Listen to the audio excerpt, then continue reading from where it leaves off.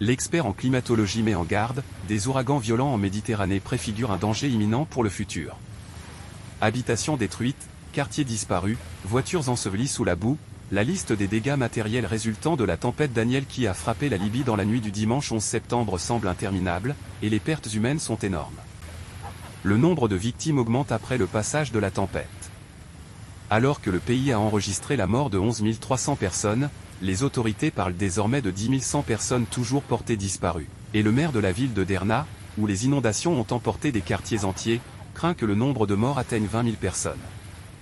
Dans sa déclaration, David Faranda, chercheur en climatologie au Centre national de la recherche scientifique de Paris, spécialisé dans les phénomènes extrêmes et leurs liens avec le changement climatique, explique comment le cyclone subtropical méditerranéen, qui a traversé l'est de la Libye pourrait atteindre ce niveau de violence.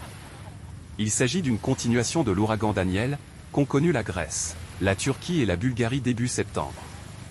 C'est ce qui a provoqué la chaleur intense en France il y a quelques jours, et qui s'est d'abord maintenu longtemps sur la Grèce, expliquant le niveau de pluie violente pendant de longues heures là-bas.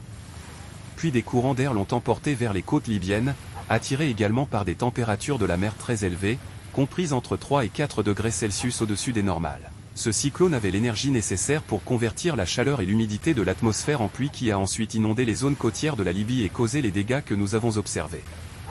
Cet ouragan ne sera ni le premier ni le dernier, nous en rencontrons environ 1 ou 2 par an dans la région méditerranéenne, et parfois aucun, mais le changement climatique accroît la gravité de ce phénomène.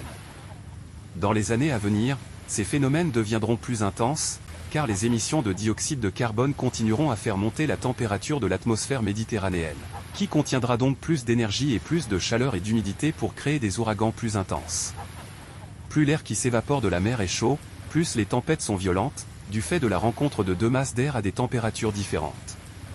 Les zones les plus à risque sont certains pays d'Afrique du Nord, ainsi que certains pays d'Europe du Sud, car ils ne disposent pas des infrastructures nécessaires pour faire face à de telles quantités de pluie ni aux inondations côtières provoquées par les violentes rafales de vent qui accompagnent une tempête. Le climatologue estime que si les quantités de pluie tombant sur l'Afrique du Nord sont exceptionnelles pour la région, il est tout à fait possible de concevoir des barrages capables de résister à ces quantités de pluie.